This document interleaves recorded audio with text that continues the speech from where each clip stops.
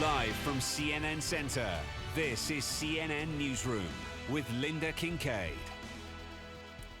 Russia and Ukraine are trading missile fire, leaving damage and casualties on both sides of the border. On Friday, Russia struck the city of Dnipro, wounding at least 9 people, including 2 children, according to Ukraine. The attack damaged multiple buildings in the downtown area, including one belonging to Ukraine's security service. Across the border, an alleged Ukrainian missile was caught on video after being shot down in southwestern Russia.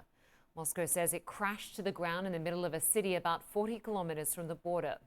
14 people were injured. Another missile was reportedly hit by Russian air defenses southeast of there, but didn't cause any casualties. Moscow says it will retaliate. Ukraine says it's working to consolidate recent gains after capturing this village in the Donetsk region on Thursday. Videos show troops dodging explosions right in front of their vehicle. Ukraine is now expected to go after another settlement to the east, which Russian officers and military bloggers believe is hard to hold on to. Kyiv says it has also repelled Russian attempts to regain some of the lost ground in the region. And meanwhile,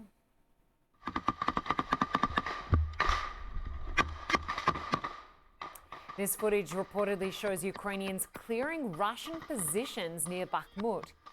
Kyiv is continuing its push north and south of the city.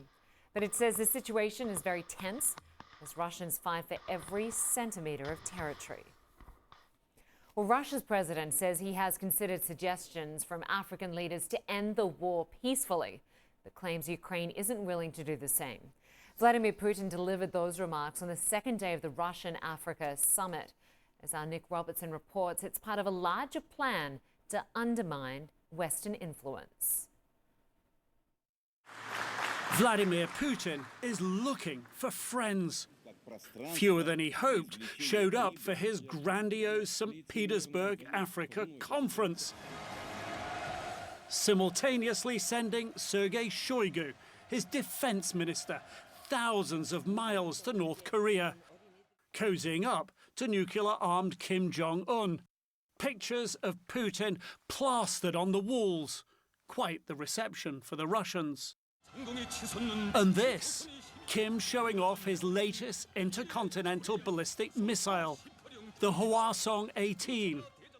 Putin telling Kim in a letter North Korea's firm support against Ukraine and its solidarity with Russia highlights our common interests to counter the policy of the West.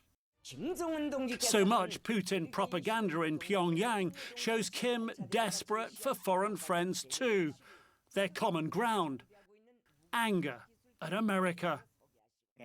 In St. Petersburg, where only 17 heads of state showed up, less than half of those who came for the 2019 pre-Ukraine invasion Africa conference. Putin's pitch, the US and Europe are bad. Russia's your friend.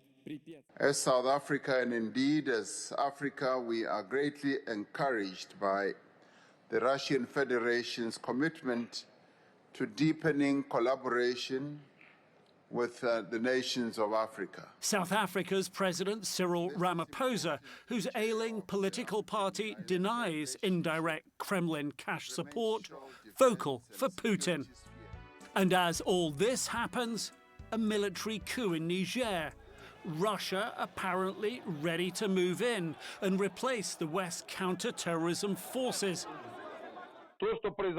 Wagner mercenary boss Prigozhin, Putin's one-time Africa enforcer, telling Nigerians, throw the West out.